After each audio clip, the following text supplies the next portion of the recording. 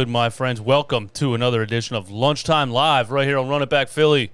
This is brought to you by Manscaped.com. Get 20% off and free shipping using the promo code NOINTRO20 at Manscaped.com. Lawnmower 4.0, the best razor in the world. Skin-safe technology, silent, has a flashlight on it. You won't wake your mom up or your girlfriend if you're in the bathroom at 3 in the morning. Take care of yourself. Manscaped.com.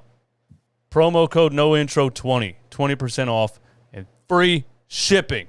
What else do I want to say? Oh, yeah, only 30% of the people that watch these streams are subscribed to the channel. What are you guys doing? Hit the red button and subscribe to Greg's YouTube channel at Greg Melly. And follow him on Twitter at SIXERS Greg. And follow me on Twitter, too, at I am DJ Eastwood. What's up, Greg? How's your summer? How's your summer going so far? Oh, summer's going. Summer's going well. Working. Lots going on. A lot of fun Sixers news.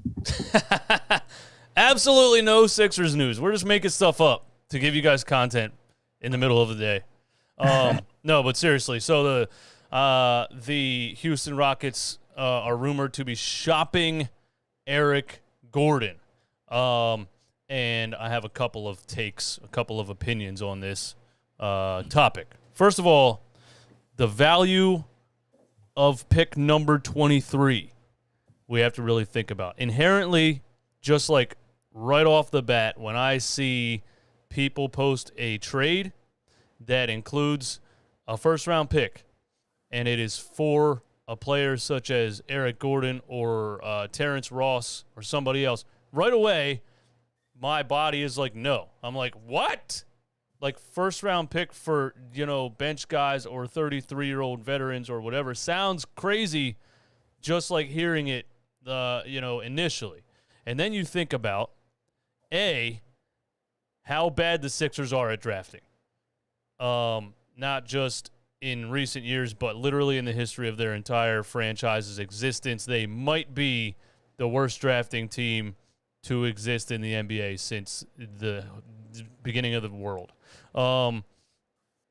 Also, you think that in 2016, the Philadelphia 76ers had 3 first-round picks, and none of those players, well, one of those players is on the team, barely. With 3 first-round picks, they drafted Ben Simmons, Timothé Luwawu-Cabarrot, and Furkan Korkmaz.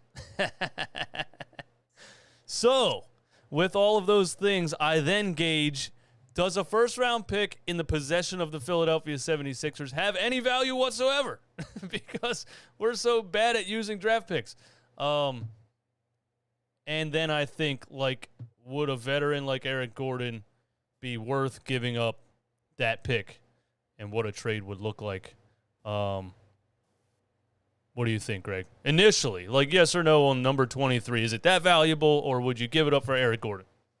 That's where I'm in this inner turmoil, because normally I would say it's not very valuable, but this draft class, from what I've read and heard, is relatively deep with role players outside of the top 3-4 guys, maybe including Jaden Ivey. There's not star potential. And I think that this is a pretty solid draft for teams like the Sixers, who are missing a few two-way players that we could use that selection on something to help the Sixers. That being said, seeing that we've worked out literally nobody, I'm almost going to sit here and guarantee that we trade this pick. I put out a tweet yesterday and said sources say that Eric Gordon for Danny Green in the first the 23rd pick in the draft is a done deal. I'm standing by my sources. You may ask, Greg, who are your sources? We don't have to talk about that. My sources don't want to be named. It's a little early in the sources process, but we don't draft well normally. We've been better over the past couple of seasons. Matisse Thybulle, it wasn't a bad draft pick, really. That in the 20s like that, it was a good pick. And I'm going to stand by saying that the Matisse Thybulle, for what it is, was a solid selection, especially if we can be able to use that in a deal, pushing something else forward. It wasn't too long ago where people were like, oh, Matisse Thybulle's untouchable. And now it's like Matisse Thybulle's untradeable. It's the next 30 for 30 guys. But also it's the fact that we drafted Maxey in the 20s. The new Sixers regime seems to be able to draft a little bit better. Paul Reed was a really good pick. Charles Bassey, I think we can both agree is going to prove to be a really good second round addition. So it's not that the Sixers have been like the Kings and just constantly mess up over and over and over again, but I think that they've been better lately. That being said, it still sucks. Would I trade a first round pick for Eric Gordon? I think I would, but I don't want to do this deal because I think there might be something better out there. Eric Gordon is an absolute flamethrower, but he's also old as dirt, and he hasn't played defense in his prime. He's not going to play it now. So, in reality, all you're doing is just bringing in another one-dimensional guy who is not a two-way player, and you're not really fixing the solution or fixing the problem, I should say, that the Sixers have in non-athletic one-dimensional players. But I like Eric Gordon, and I think they need to at least gouge that offer and see what else they can do. Terrence Ross, I'm a huge fan of Terrence Ross. He only shot 29% from three last year. It was not a good season. His minutes were down the most since I think the last season in Toronto, 2016. He only played 23 minutes last year. He shot 29% from three, but at least he's an athletic dude who can create his own shot a little bit. He gives me a lot of Will Barton vibes. I don't know if he's as good as Will Barton. He probably isn't, but he's more athletic. He can play alongside other dudes better. He can also be that dude off the bench that can create a shot. And I think we could probably give up a little bit less for him. But trading Danny Green, a guy who we don't even know if he's going to play next year, and a 23rd pick for Eric Gordon is still probably pretty solid at the end of the day. But we have to do a lot more. If Morey's going to sit on his ass after making that deal and saying this is the offseason, we're screwed. We're in the exact same position as we were last year. There needs to be a plethora of trades. Yeah, well, I think Daryl Morey has a plan up his sleeve. He's not going to jump the gun, and miss out on a better opportunity, or he will wait too long, miss out on solid opportunities, and make a trade that turns out to possibly, we don't know yet, stab the franchise in the chest. He waited so long to trade Ben Simmons. We still don't know if 32-year-old James Harden opting into a $47 million contract is worth all that we gave up. If we just gave up Ben Simmons, that's one thing. But, we've been over it. The two future first-round picks, Seth Curry, Andre Drummond. So it's hard to tell what Daryl Morey will do. It's hard to tell, if Daryl Morey even knows of any players' names outside of the, superstars that are unattainable. Everyone else to him is random players. Obviously, he knows who Eric Gordon is, so maybe it will happen because he knows who Eric Gordon is. He knows that he exists. And my second point is that I agree Eric Gordon is a one-dimensional player, and we have a history, at least recent history, of stacking the roster with one-dimensional players. But he did play 29 minutes a game last season at 33 years old, so he's still in very good shape for his age. He's not, I wouldn't say he's more athletic than maybe he slightly is because our guys are so unathletic coming off the bench like George Niang and guys like that, but I wouldn't say he's that much more athletic. But he shot 41.5% from three last year, and he had a 30-point game, and just 2 seasons ago, he had a 50-point game. So Eric Gordon is like our other one-dimensional players, but maybe he's like an actually good one-dimensional player who can get streaky and give you like a 30-point game when you maybe need it, instead of these guys that are coming out here, going 1 for 8, finishing the game with like 1 rebound and nothing else on the board. So, yeah, I think Eric Gordon's definitely one-dimensional. It would be an upgrade, but it obviously wouldn't be the splash that Sixers fans are looking for this offseason. It came out right when the season ended that Daryl Morey is in pursuit of a third star. So I don't know how he attains that with this roster, what trade pieces, it just doesn't seem like we have a whole lot to give up unless it is Tyrese Maxey, which would be sad if he pulled the trigger on him. I don't see him pulling the trigger on Maxey, though, because he refused to pull the trigger on Maxey a couple times, even when James Harden was rumored 2 seasons ago. things I like about Eric Gordon. Well, the things I dislike about Eric Gordon. He's 33 years old. He's, like you said, one-dimensional, and he's not going to play any defense. So one of our main deficiencies, obviously, is our defense, namely transition defense, perimeter defense, probably all aspects of defense, and that all has to do with the lack of athleticism when you talk about rebounding, transition defense, all those things. So there's things to dislike about Eric Gordon and giving up the first-round pick. Things that I do like, a veteran player, patient with the ball in his hands. People don't know that he actually can create a little bit in, taking certain players off the dribble. I'm not going to go crazy here, but he can at least dribble a basketball and, maybe get to the rim and finish at the rim versus some of the other guys that we've witnessed last season. And, yeah, he averaged 14 points per game last year, 41% from three, and that is a higher three-point percentage than anyone on the Sixers not named Tyrese Maxey, who I'm still blown away when I see 42.5. That's so wild. That's so crazy. My thing with EG, dude, I may be wrong here, but I firmly believe that Isaiah Joe can become Eric Gordon.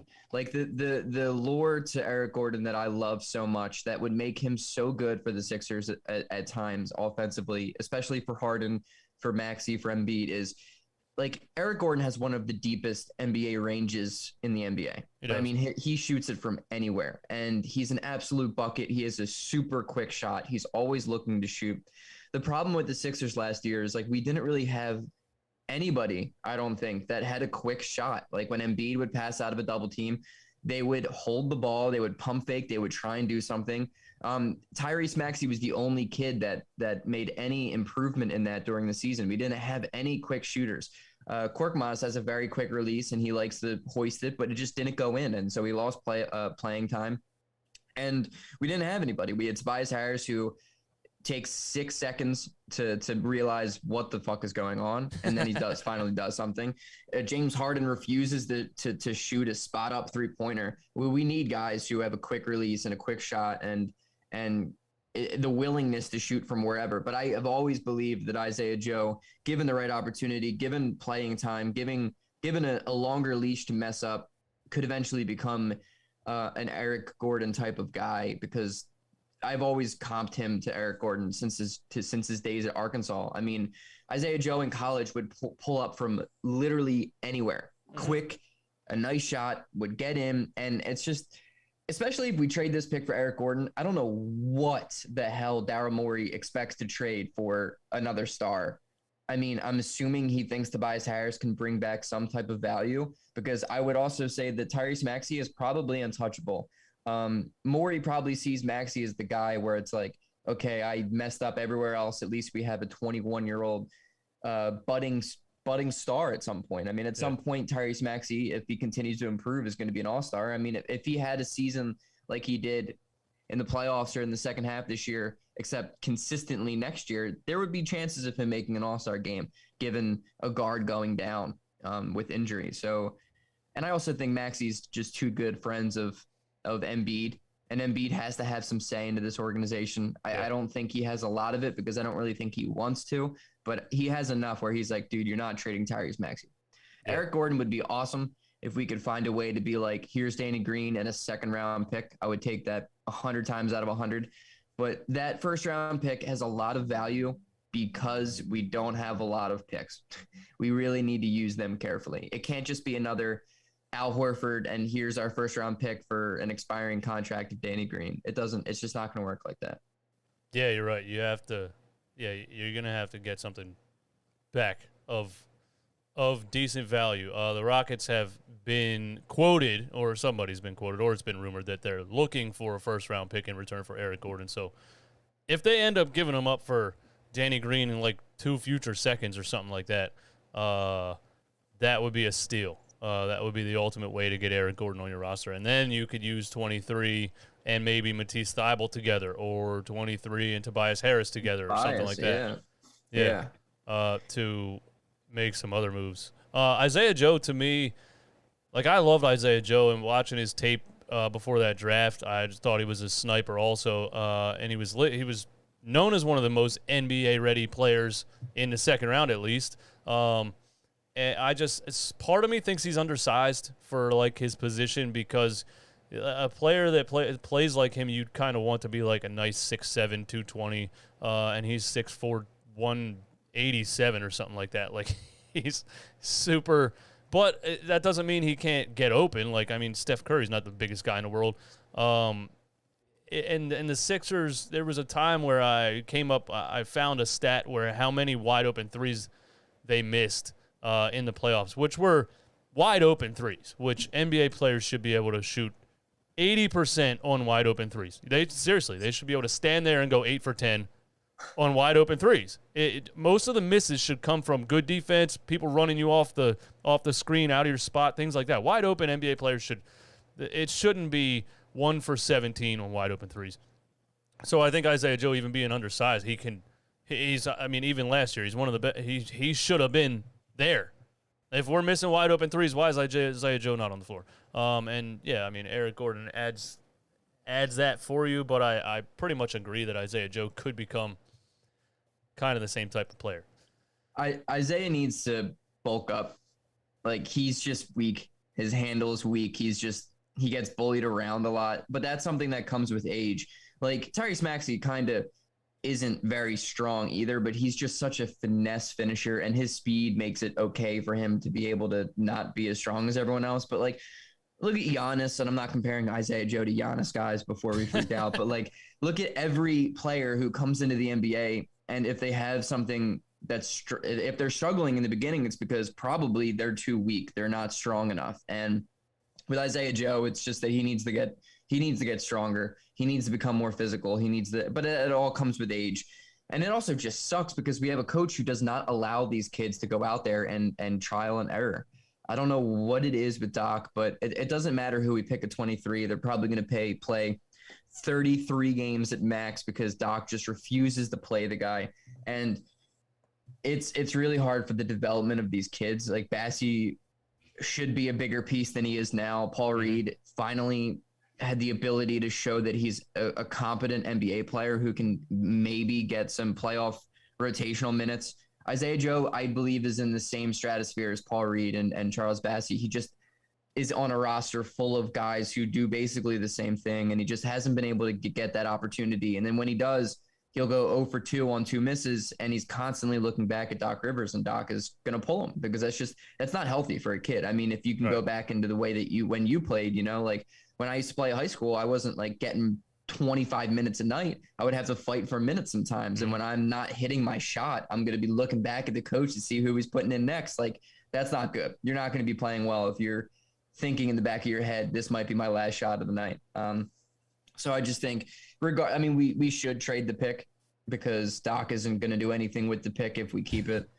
But oh man, now I'm going to pivot to the fact that nothing matters until we get a new coach.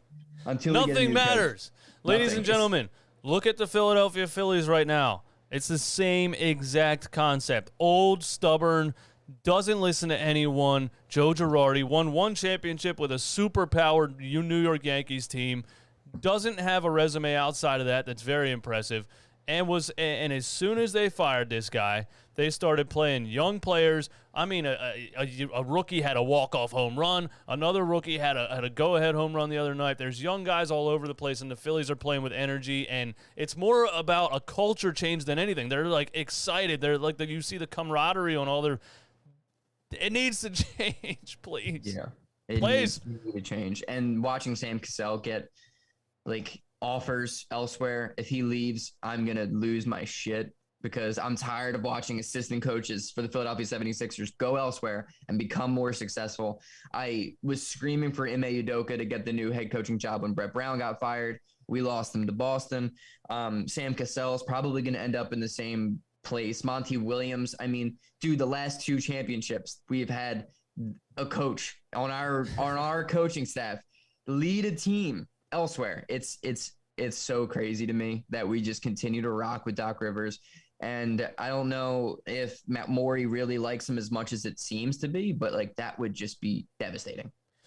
I can't watch Doc Rivers be the coach for this team anymore. So speaking of Doc Rivers, he was just posted by TMZ. And look, I outside of seeing Doc Rivers be interviewed by TMZ, like walking by shops downtown wherever randomly. I don't even realize that TMZ has a TMZ sports section. So first of all, I question how the hell does TMZ keep finding Doc Rivers? A. B. Why? I mean, is celebrity news that slow that they're following the Sixers 75-year-old head coach that nobody cares about to get an interview and then post it on the internet? Or B, is Doc Rivers the narcissist that I know he is and is calling the paparazzi to show up on the sidewalk when he goes out in public, a la Amber Heard and any other raging psychopath on the planet in the celebrity sphere? Is Doc Rivers calling the paparazzi to get airtime? I don't think he is. To be serious, I don't think he is. It's just weird that TMZ keeps finding him. But they asked him a question about James Harden, and he said James Harden's going to sign a major deal. That's what he said to TMZ. I don't know what that means, but he said he's going to sign a major deal. What do you think about that? And what do you think about James Harden rumored to be opting into the $47 million for 1 year, but also signing an extension? I didn't even know you could do that, but I think that, oh man, I think we should get used to James Harden. If I'm going to be a realist for a second, he's going to be here for at least 3 years, I would say. I am so. Yeah, Doc called it a huge deal, and then he said he loves him. He loves coaching him. I get that. I think that's probably true. I think most coaches would love to coach James Harden because he makes the game of basketball a lot easier. I mean, at the end of the day, Harden is a very good player. He's a borderline superstar. I still think he is a superstar, just not the same player that he once was. But $233 million is the extension. If he takes that, the Sixers shot themselves in the foot, both feet and the kneecaps. They'll never walk again until I'm 30, which is crazy to think. I'm 25. If he signs that 4-year, $233 million contract, it's literally going to have to be until I'm 30 to maybe sniff happiness again. I will be 41. Oh my God, dude. Oh my God. I like James Harden. I think he makes the players around him better. I think in James Harden's defense last year, he did not have a supporting cast that exemplified his playing style well at all. I don't think we made him the better. I don't think we maximized his talent to begin with. I also don't think he played a lot of games with Joel Embiid. I also think he's been hurt, but on the contrary, I don't think he's ever going to really not be hurt. He's always going to be the guy who is battling something, and it's never 100%. He's not it. He's like, what did we find out about Jason Tatum this year? He isn't it. He doesn't have the it factor. You can't teach the it factor. Not a lot of people have the it factor. And if the Sixers sign Harden to an extensive deal, and we still have yet to see it from Embiid, truly, as much as it hurts me to say it, like, we're going to have a bunch of guys who may not have the it factor, and teams don't win when they don't have that guy. I mean, Phoenix had Devin Booker, who you can argue has it or doesn't have it. I would probably say he's closer to having it than not having it, but Chris Paul doesn't have it, and it's not a knock to him. He just deep down doesn't have the ability to be a finals best player. And I don't know if the Sixers have that guy, if we're going to bring back Harden. And if Beal's the move, who says that Bradley Beal's that guy either? He's yet to prove anything. Yeah. And we're just going to have a bunch of B-level superstar guys who... I mean, really, a lot of times people point to players like that and say that, they've never taken a team anywhere. Like Anthony Davis only made the second round one time when he was on the New Orleans Pelicans. I really think, though, a player that can take a bunch of nobodies somewhere is a very, very, very rare player. Even more rare than, dare I say, Michael Jordan, because Michael Jordan never took a bunch of scrubs anywhere and was 0 for 9 getting to the finals before Scottie Pippen showed up, and they built a little bit of a stronger team around him. And people like to slander LeBron James for leaving Cleveland in that comparison. I just think if the Bulls never put anything around Jordan 8 years in, he might have bounced too. But things weren't like that in the 90s. But anyway, what I'm saying is, like, LeBron James is the only player I've ever seen that was good enough at all aspects of the game, scoring, facilitating, all those things, dominant enough in several categories that he could uplift Mo Williams and Zydrunas Ilgauskas and, like, take those guys to the finals at 22 years old or whatever it was, whatever ridiculous age it was. So, but also playing around Joel Embiid, I just think you don't need you need a 1B kind of. I don't know if you need a absolute, like, Kevin Durant level NBA player. I think Joel Embiid's great, but he's a center at the end of the day, and that's always going to be his downfall. I don't know if he can help that. It's just the fact that you can easily triple team him if everybody's shooting 10% from three, and it ruins the spacing, and then he can't do anything besides get called for offensive fouls. That's a good topic though, because people say to me a lot, especially Sixers fans who are slowly jumping off the wagon here. They're coming to a realization within themselves that maybe you can't win a championship with a center being your number one option. I think you can, because it happened with Shaquille O'Neal, and Joel Embiid's the first center to lead the league in scoring since Shaquille O'Neal. So I think maybe the center position, people think you can't because you just haven't seen good enough centers in the last 20 years. That's where I see it. I think you can because he's a good enough center and you just haven't seen him. What's your opinion on that? So my thing is, like, but look at who Shaq had. Right. And I was about to mention this player. Kobe is a guy before Shaq. Or what was it, before Shaq or when Shaq went down? I don't know. When Kobe was doing it on his own, I remember he had some playoff series that were just absolutely atrocious.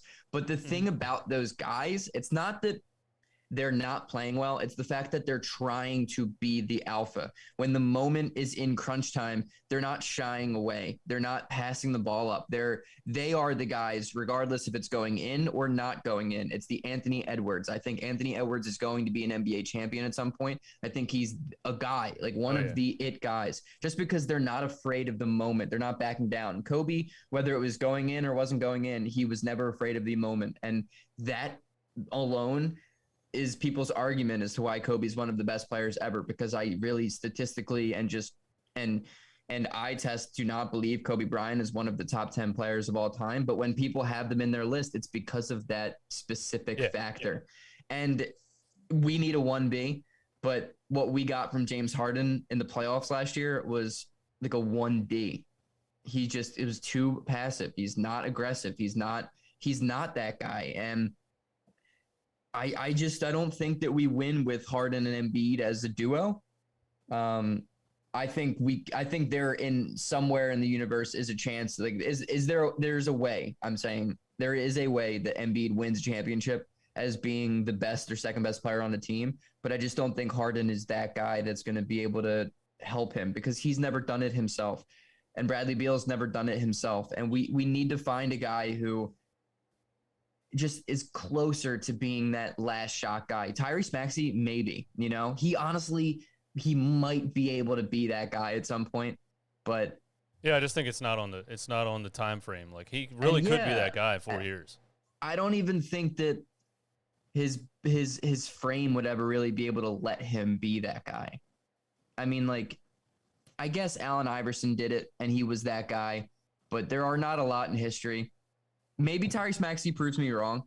Maybe he can be like the number one crunch time scoring option on a championship winning team. But like you said, it's going to be 2 years down the line, 3 years down the line, and that just doesn't match up with the timeline. The Sixers are in a really weird spot when it comes to just trying to put it all together right now.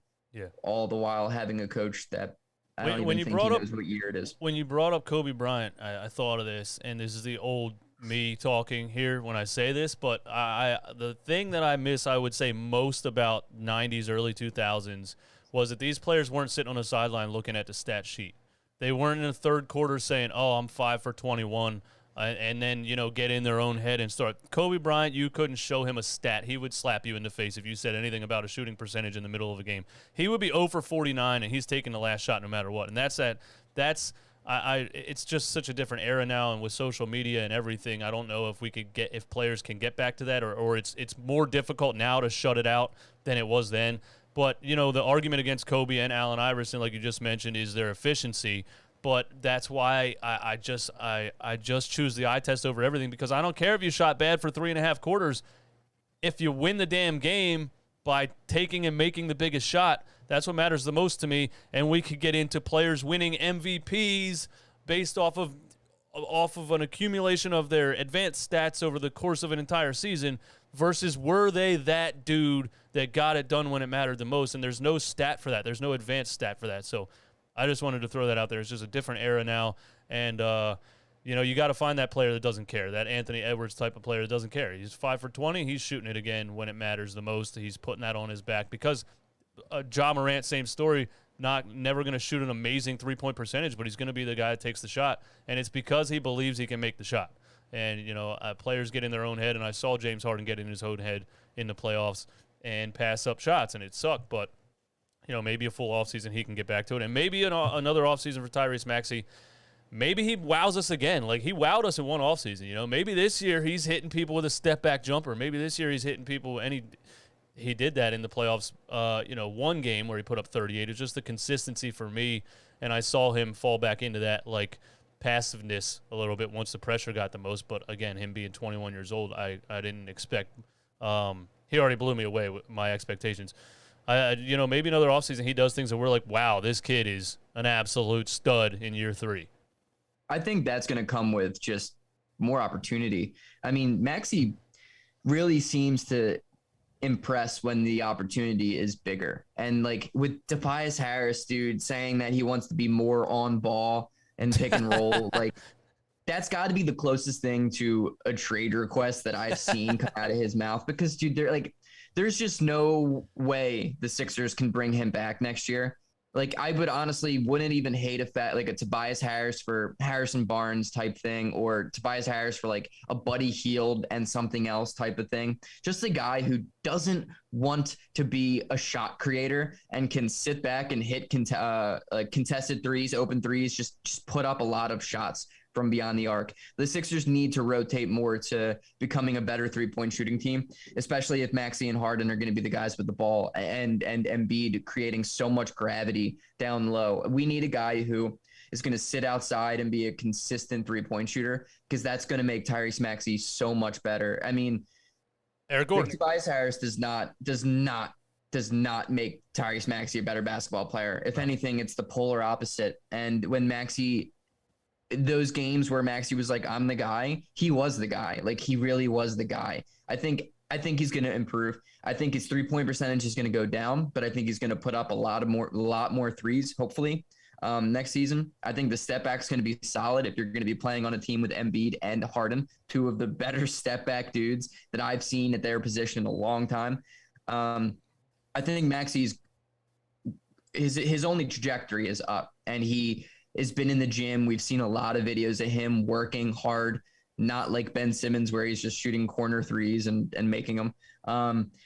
I think Maxey's just going to be a guy who the Sixers are going to want to keep around for a long time. And I think he's going to be better next year. I think efficiency is probably going to go down a little bit, but like we just said for the last 15 minutes, who gives a shit? We don't need that. We need the guy who's going to be not afraid to hit that big shot. And with Tobias Harris gone, it's going to give Maxey a bigger opportunity to be that guy when we need him. Do you think Daryl Morey could get the Atlanta Hawks to budge on John Collins for Tobias Harris and the 23rd pick? I think so. That would be my favorite probably scenario for a Tobias Harris trade. Collins is a really good fit with Embiid because of his athleticism and because of his ability to shoot threes. But a big knock on John Collins and his career is he doesn't really always shoot them. He's kind of hesitant a lot from beyond the arc, and we would need him to just put up a stupid amount, an exorbitant amount of 3-pointers. His defense is also not great, but he'll have games where he can put up 30. But I don't even think we need someone that good. That's what's so crazy. Maybe the Sixers getting worse makes the Sixers better. That's the trouble that we're in. It's maybe we don't need a third star. We don't need another guy who's going to take opportunities away from Tyrese Maxey. Maybe we just need a dude who is super willing to sit outside in the 3-point lane, hit a bunch of shots, but play freaking defense, because defense is something that we've seemed to not be able to do despite having one of the most polarizing, best NBA defenders of Joel Embiid in the last 8 years. True. All right, listen. Let's take some time to laugh at the Brooklyn Nets. Okay.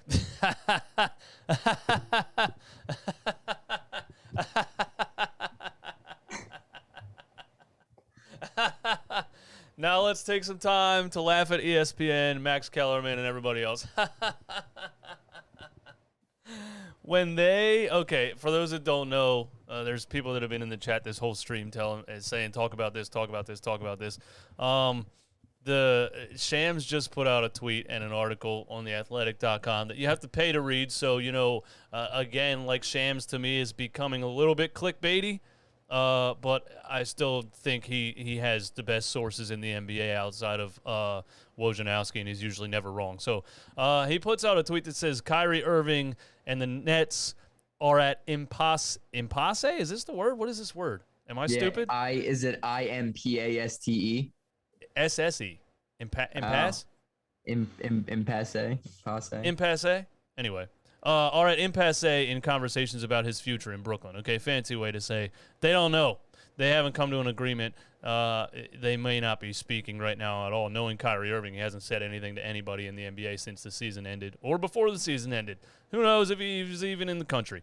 Clearing the way for seven-time All-Star to consider the open market, Lakers and Knicks are expected to emerge among potential suitors. Impasse, Irv Barkley, thank you for that.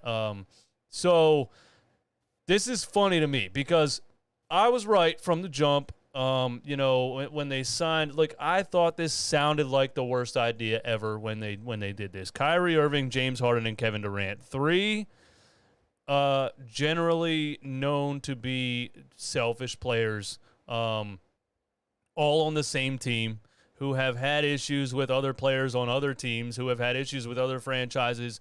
I was like, this is never going to work. Yes, hypothetically, yes. Looking at the skill set, it sounds amazing. This is done. This is over from the time it jumped. You have to admit, did you see it happening? I was never scared of it. Quickly? Not this quickly, no. That's what's so crazy. This shit broke down so fast. I had a video where I was using the clip of Kevin Durant arguing with Draymond Green, and I was like, I actually said it's going to take 3 weeks for them to argue on the sidelines. I knew it was. There's no way this is going to work, man. Personality has a lot to do with things, and you just can't smash three guys together like this. So it took 2 seasons. They've played a total of 9 games together. It was a total fail. The Sixers, the Nets ended up giving up 7 first-round picks basically for Ben Simmons, Seth Curry, and Andre Drummond. And now Kyrie Irving is up in the air. And what does that mean for Kevin Durant? Because this guy wants to win some more championships before he's done playing, and this is an absolute disaster for the Brooklyn Nets, and they've been an absolute disaster for a long time. I know my guy, Philly, the podcast, was on Twitter today arguing with some people saying, James Harden's the biggest quitter in the NBA. And then, Greg, I think you were going back to him saying Ben Simmons is the biggest quitter, or somebody else was on the thread. I don't remember who. It was early in the morning. But either way, the Nets have been an embarrassment for a long time, and they just keep making terrible, terrible moves. And anytime we feel bad about the Sixers situation, just think about the Nets and everything they've done over the last 20 years. They're in deep stuff right now. And if Kevin Durant says, "Hey guys, trade me," what happens then? The funniest part? I've seen 2 trade scenarios this morning. Both of them have Russell Westbrook in the trade. Oh. If the Nets, it wouldn't shock me that much, but if they were going to double down on their terrible moves, that would be another one. What's Kyrie's value at this point? He's a guy who legitimately could retire at any given second. He is the most polarizing personality in the entire NBA. The dude didn't get the vaccine, couldn't even play in the state of New York for the entire season, didn't seem to care. Doesn't seem to want to be there anymore. The whole thing, Ben Simmons, Brooklyn's not a place you want to go to, despite having the best scorer of all time, probably. I was looking at this trade offer right here. Charlotte Hornets receive Russell Westbrook and a 2027 first-round pick from the Lakers. The Brooklyn Nets receive Gordon Hayward and Terry Rozier, and the Lakers receive Kyrie Irving and Joe Harris. That's the best trade that I've seen for Brooklyn up to this point. I want to bring up this other trade that they had.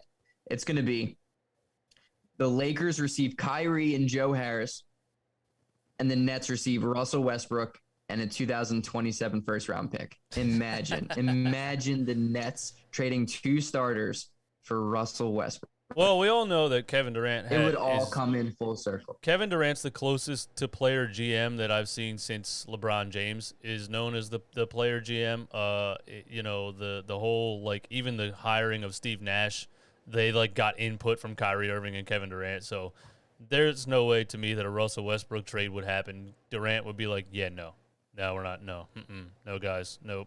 Played with him in OKC, got out of there for a reason. Shoots us out of playoff games, not doing it. I don't see that one happening. So what's the value of Kyrie? Like in the Sixers term, say the Sixers have traded for Kyrie Irving and the package included blank. No, I don't want to. No. No, but I'm saying, like, how would you value Kyrie? Is it more or less than what Ben Simmons got last year?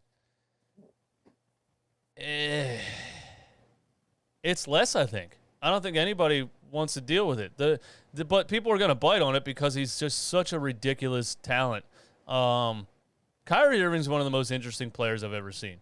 I actually think that Kyrie Irving believes, now whether people agree with him believing whatever he wants to believe, that's fine. I think he believes that he is a philanthropist who is making the world a better place. And maybe he is. Like, his website is full of all kinds of organizations that he runs. I think he's more interested in his ability to possibly change the world for the better, and he's just using the NBA money to do that. Which, hey, like on a bigger scale, like if you're taking hundreds of millions of dollars from $1 billion corporation and you think you're saving starving children, like I can't even like hate that much, to be honest with you.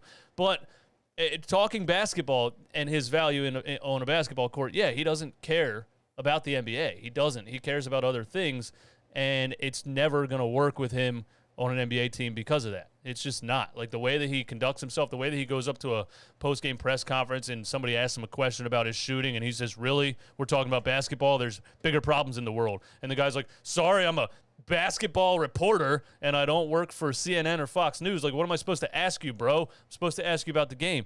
Like, yeah, he's just, his mind is somewhere else, and for that reason, I don't want him anywhere near my basketball team. I'm not saying that I hate Kyrie Irving as a person or his plans for what he does in the world, but as a basketball player, I want nothing to do with Kyrie Irving at all. It's so crazy, dude. I ever since I've seen the news, I've been trying to think of like possible destinations for Kyrie, and I just don't. I mean, I guess the Knicks are probably the best possibility because they probably would trade the most for him. But like, what does he do for the Knicks, man? Like, what is he? I think Kyrie is one of the best players that I've seen in my lifetime. He is still incredible. He had a game on the last day of January last year against Chicago, I believe, where he had 10 for 10 from the field in the first half. Yep. Dude did not miss a shot. Shot the ball 10 times in the first half. He's still utterly ridiculous. One of the best shot creators of this time.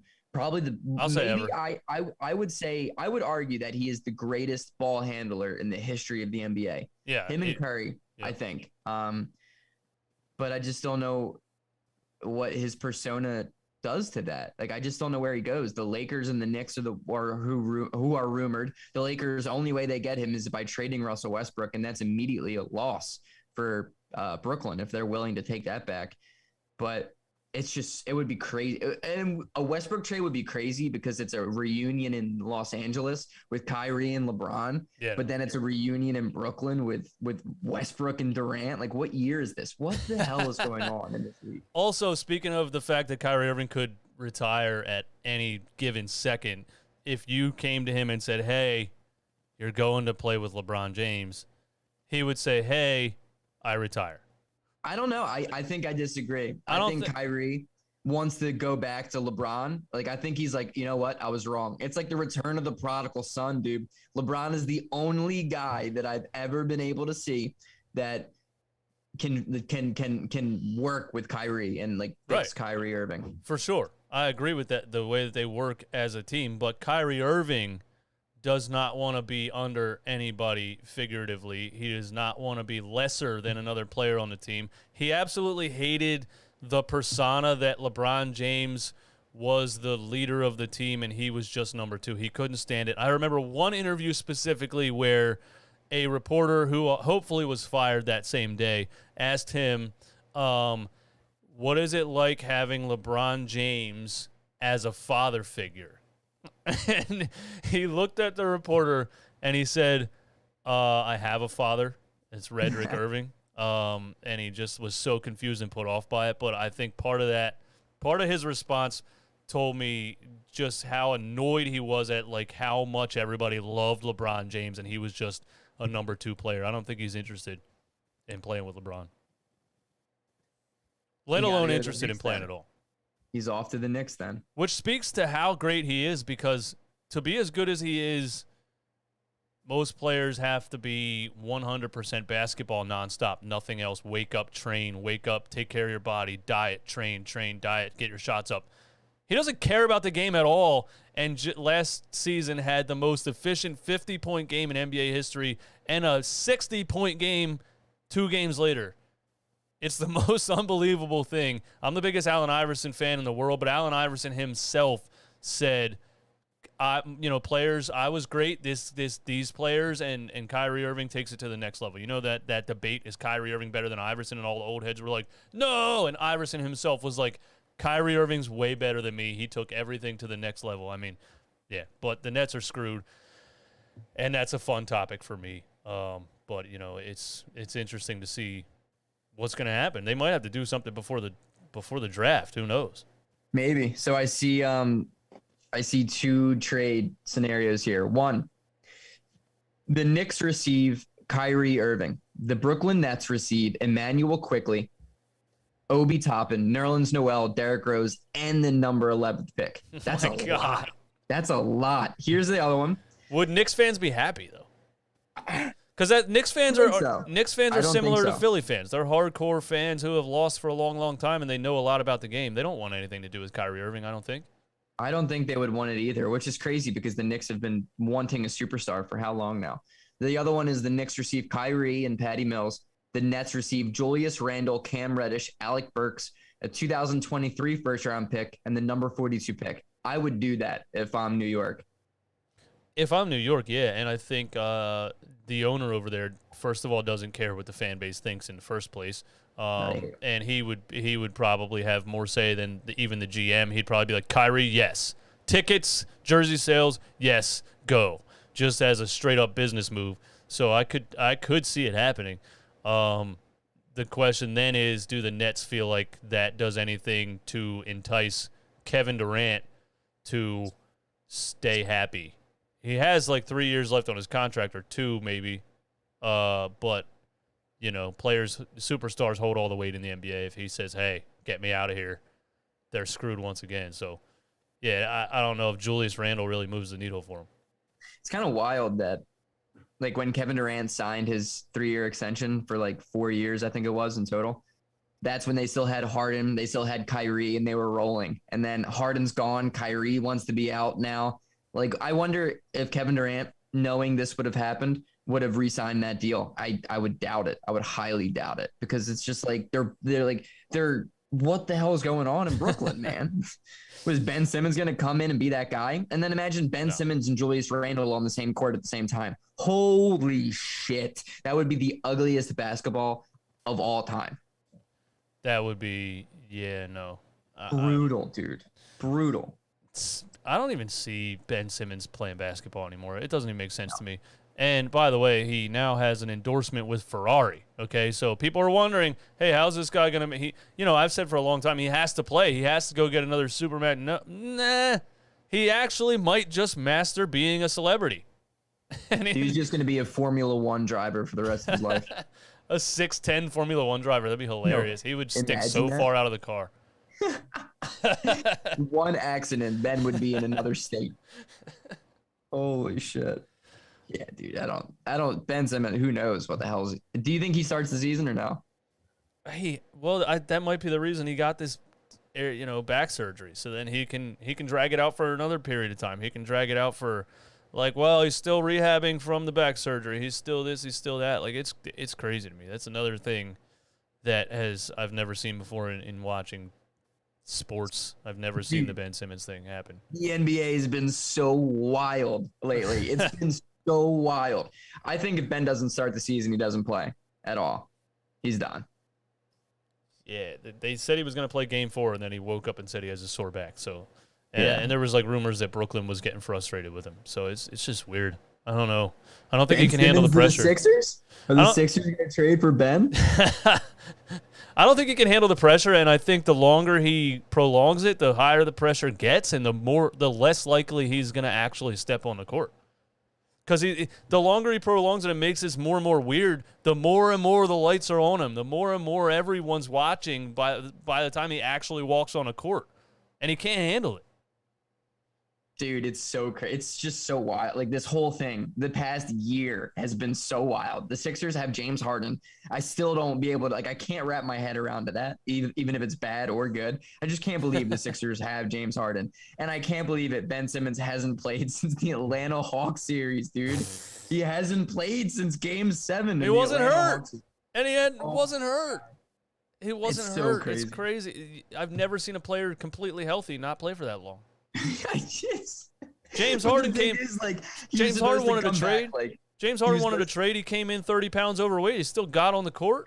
He still played, dude. He had one hamstring. He still played. Simmons was like, "Are you gonna play against the Sixers?" He's like, "Oh, we'll see." Even when he got traded, he was like, "Yeah, I might play next week." And it's been a year later now, and he's like, back surgery? Like, dude, what is going on, dude? What the hell is going on? How did you hurt your back doing nothing all year?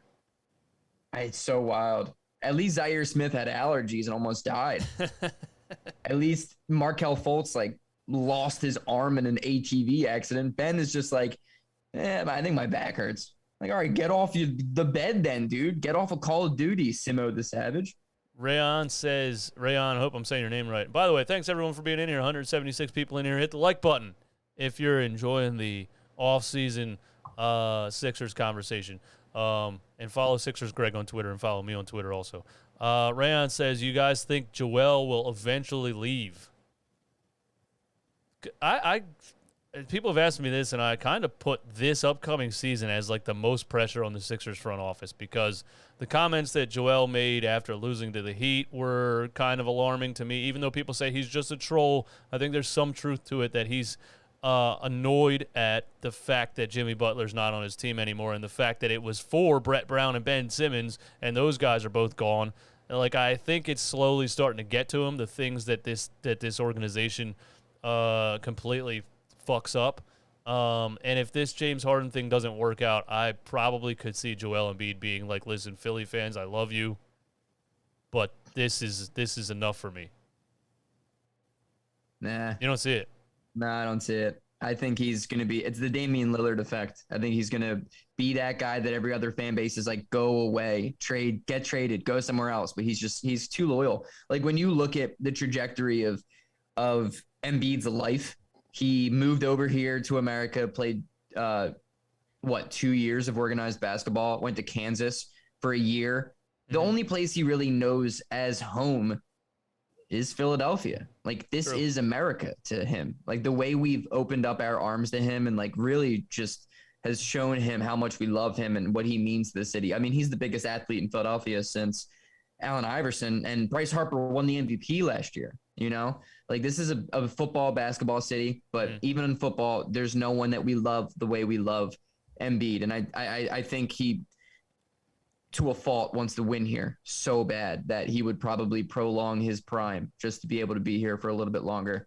True. I'm not saying this in a biased perspective because even as an unbiased person, I think if the Sixers fail again next year and probably the year after, the next 2 years are very important because after year number 2, I would probably look to move him just because it's best for him and it would be best for us just to start over because it has not worked and we have no draft picks and we need draft picks and that's the way to get them. But I don't think he has any interest in leaving.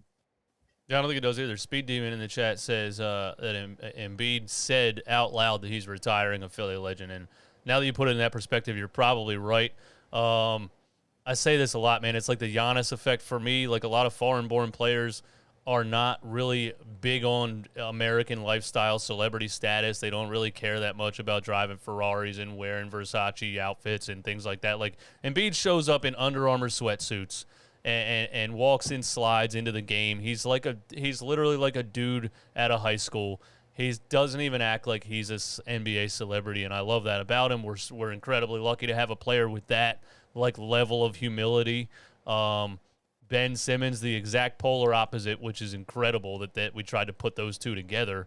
And James Harden might be like pseudo in between those two personalities for me. Like Ben Simmons' level of celebrity and loves the lifestyle, but also hopefully is willing to like put in a lot of hard work this offseason to get back to, a certain level of himself. All I need for James Harden to do is make shots. Like I don't know if I need him to be another star. I just need I need a leap from Tyrese Maxey, and I need James Harden to be what he was the first 4 games here, which was draw the defense out, take people off the dribble, throw no-look dime here, no-look dime there, behind the back, over the head, fake alley-oop behind the back. Like all this stuff he was doing, I need him to keep doing that, and he has to just make threes at a decent percentage to be able to continue to draw the defense out to have that effect. So that's all I really need from James Harden. The Sixers are a better team with James Harden than we were with Ben Simmons, and I still believe that. So like Absolutely. maybe we're taking a step into the right direction next year, but there's just so many ifs. Like this fan base lives on ifs and maybes and well, sure. And I'm so exhausted of that because we have to right now. We have to right now. Yeah, because that's everything. Like the Sixers have so many trades they need to pull off. They need to trade Tobias Harris. They need to trade Korkmaz. They need to get a new bench. They need to get younger. They need to get athletic 3-and-D players who can play the game of basketball, not just one part of the game of basketball. We need a new coach that's willing to trial and error a lot of guys to see what rotations work early on in the season, rather than trying to win as many games in the regular season and then not doing shit in the playoffs. That's my knock on Doc Rivers. It's just the fact that like he cares too much about the regular season. Like he just needs to take a more like experimental approach during the season to see what can work. It took him 90 games last year to figure out, what, Paul Reed might be a guy we can use in the playoffs. He does not. If he found that out earlier, Paul Reed would have been better. He wouldn't have made rookie mistakes because it's not his 8th game of his career in important times. And I think James Harden makes guys around him better, but the guys around him aren't the guys who get better around a guy like James Harden, if that makes sense. They don't shoot the ball well. They don't run well. They don't get out and transition well, and they don't make up for Harden's lack of defense well. And it's just like there's so many problems that I'm realistically calling the Sixers the Sacramento Kings of the Eastern Conference. I mean, they haven't been to the Eastern Conference Finals since 2001 or won the Eastern Conference. Been to one? I don't know. One of the two. Either one, it's embarrassing. Been to. Yeah, it's embarrassing. Absolutely. The only time we got past the second round was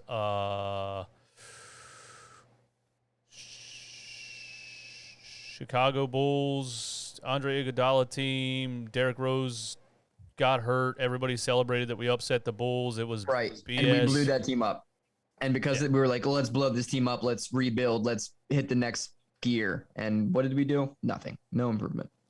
The thing about that, the process to me is like if you look at all the players that we started the process by trading, Drew Holiday, Andre Iguodala, some others, Kyle Korver, you had really, really good NBA players on that team. They were young. If you could have just been bad for a couple more years, still somehow got a player the level of Joel Embiid, and then you have then you have Drew Holiday, aging into a veteran, like facilitating point guard, two-way player. Like there's just so many other ways. Other teams do it without purposely losing for 5 years. That's all I'm saying. I was defending it while it was happening. Stephen A. Smith, I give him credit to this day for being totally against it. I don't know. Like the process, just all you got was Joel Embiid out of it. That's all you got. It's a lack of culture, but also like even the early process days, like those teams were better than they are now. Like we were deeper. We had Dario Saric, we had Robert Covington, we had Marco Bellinelli, we had Ersan Ilyasova. Like those guys were all gritty players who embodied Philadelphia really, really well and just made the guys around them better too. And the Sixers moved all of them in pursuit of like Jimmy Butler and whatever else we did, and it just did not work out. Like obviously hindsight 2020, we'll be able to be like they shouldn't have done this, but it's just like it's so crazy how none of it worked. Like we really haven't gotten better from the first season that we tried this. We've just been so stagnant. The 2017 team, like when Joel played his first game as a Sixer, we had, TJ McConnell, Dario Saric, like Robert Covington, all these guys. Joel Embiid's so good that he's making a team good no matter what. That's why when people defended Ben for 2 years saying, yeah, well, we won back-to-back 50, blah, blah, blah. That's Joel Embiid, ladies and gentlemen. That's Joel Embiid and whatever players you put on the floor with him when he's healthy. He's that good. They were 12-5 in the month of January when Ben Simmons was still sitting out with his broken foot. He was supposed to come back then, by the way. People forget that, and he stayed out the whole season. I first thought that was the organization continuing to tank, but now I'm starting to think it was probably Ben just saying, like, nah, still a little sore, going to take 9 more months off.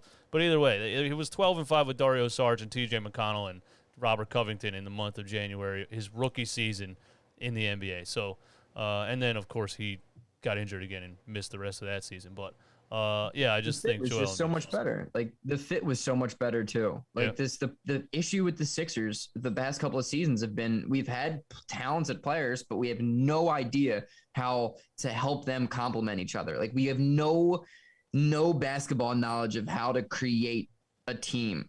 Does Daryl Morey have that? I think so. The only issue with Morey is like he knows how to create a team, but he takes it to an absolute extreme. Like what he did with Houston was just it worked. Like honestly, a lot of people knock it, but that team was good. I think it was an innovative idea. I think it was worth the idea. They took the Warriors to 7. They gave them the best series they've had probably during that dynasty outside of the time they lost 3-1 to the Cleveland, and that's LeBron James. I mean, Daryl Morey was good, and in the non-Warriors era, that team is probably a finals team, but I just don't know. Like, he's just such an extreme mind. He's so outrageous, and I love Daryl Morey. Like, he is, to me, the only possible savior the Sixers could have. If Morey can't do it, no one's going to be able to do it. But I just don't know how I really believe in that extreme idea nowadays. I mean, if you look at Boston, maybe they're a little bit extreme. They just have so much 3-and-D athleticism. But that's like 2022 extreme, not 2017 extreme. Like there's a difference between what Morey's doing and what he should be doing probably. All right, before we get up out of here, I have one more point. None of this matters for the next 3 years anyway if the Golden State Warriors remain healthy. The Golden State Warriors, to me, Steph Curry, Klay Thompson, Draymond Green, Jordan Poole, whoever you put around the guys. If guys leave because they can't pay them, they just find more guys. The culture, the coaching, everything in that organization is perfect when it comes to building a basketball team the right way and to sustaining greatness. They had bad years with injuries, but let's be honest, they were actively tanking with their superstars being injured on the sideline. They weren't trying to win those years. Even when Steph had his little fractured wrist, that it seemed like kept him out a lot longer than his injuries should have. I think they were doing it the smart way. Let's keep tanking, then our guys are healthy next year, and we have more draft picks, and on and on and on. If they stay healthy, I think they're winning 3 of the next 5 before Steph Curry retires. What's your take on that? Wow, that's what I think. I just think there's too much that could happen for that not to be realistic, but I also would be an idiot if I told you were wrong. The craziest part about all of this, dude? James Wiseman was the second pick in the draft and hasn't even played. And they trade him? They could have went out and got LaMelo.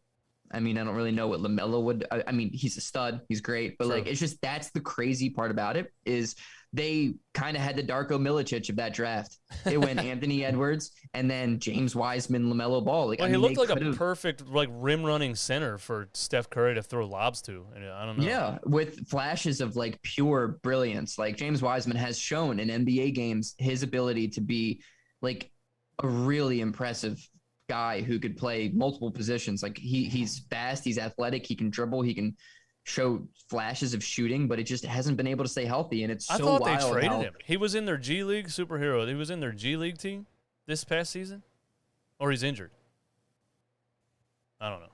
and it's just so wild that like the Warriors muffed on the second pick in the draft during the 1 year they tanked, Yeah. and yet they still won a championship. Like that is, you don't see that. That does not happen.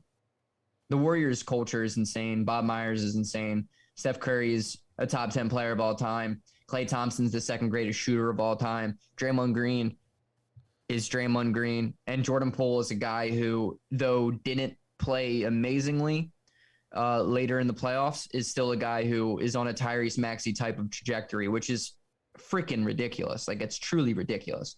And Andrew Wiggins, dude, like they brought in a guy that nobody wanted. They traded D'Angelo Russell for Andrew Wiggins in a first-round pick, and Wiggins turns out to be, without a doubt, the second best player on that championship-winning team. A guy who everyone is like, he doesn't have it. He's not the guy. He doesn't like playing basketball. Only if we could put somebody else's head on Wiggins' body. Wiggins doesn't like basketball. He doesn't care. He's never going to get better. Comes over to Golden State and is just an utter glue guy, an utter shot creator, a dude who just looks freaking phenomenal. I mean, you can't say enough about the Warriors culture and the Warriors system that I just wish the Sixers had. I just wish I could enjoy development under the Sixers organization. Well, something changed. I mean, Hustle. they weren't good. They weren't good in the 90s. They weren't good in the 80s. I don't recall a time in history that the Warriors were talked about.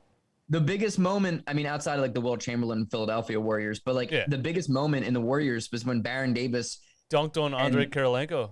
Yeah, and that team, the We Believe Warriors, upset the reigning champ Mavs in the first round. Yeah, they had a couple fun players to watch. Yeah, that was a fun team to watch. Baron Davis was awesome. Baron Davis, Andres Beatrice, remember him? Oh my God, yeah, there was teams where there were. I mean, outside of that weird OK era, they just, thanks to the Minnesota Timberwolves not being able to draft to save their life. Yeah, the Wiggins trade was just another example of a perfect fit and a team saying, look, the guy was a number 1 overall pick. You know, the tank for Wiggins, he's not that. We know he's not that, but he's a 3-and-D. I don't even know if he's 3-and-D. Dude, they bought so low on him, and it's crazy.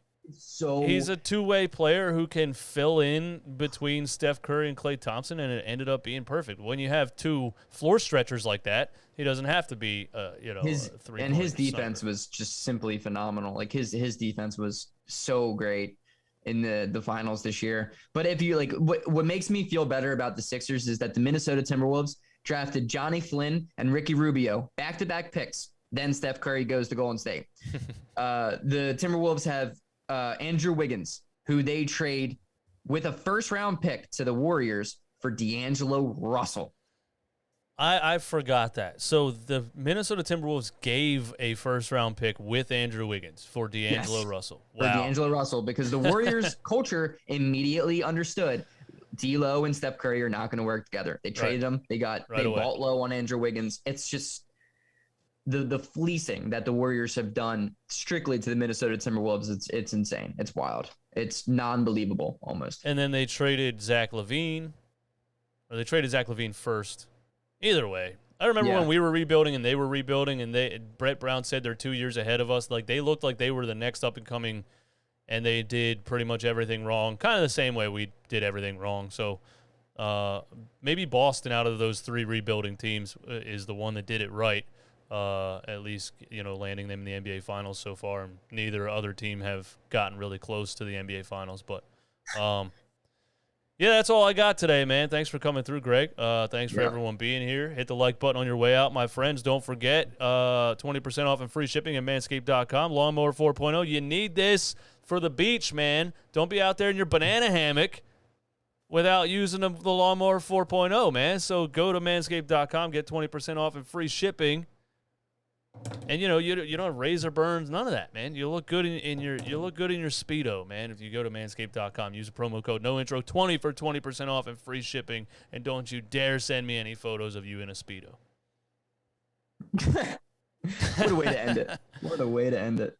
Thank you all for being here. I'll catch you next time. Thanks, Greg. I'll talk to you soon. Yes, sir. How do I end this?